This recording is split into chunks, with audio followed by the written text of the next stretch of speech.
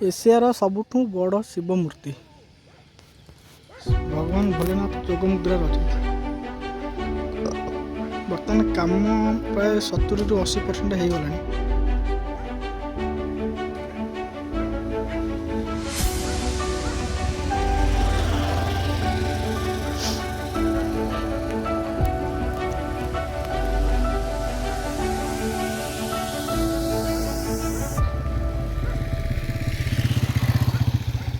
एपटे जाऊँ भाविलु बाटर कहीं देखा कर नजू भगवान को सेटा गोटे ब्यारेज हो बैतरणी नदी उपर जहाँफल कि बैतरणी नदी पानी की अटका जाऊँगी आवश्यक अनुसार छड़ा जाऊँगी ब्यारेज टी है।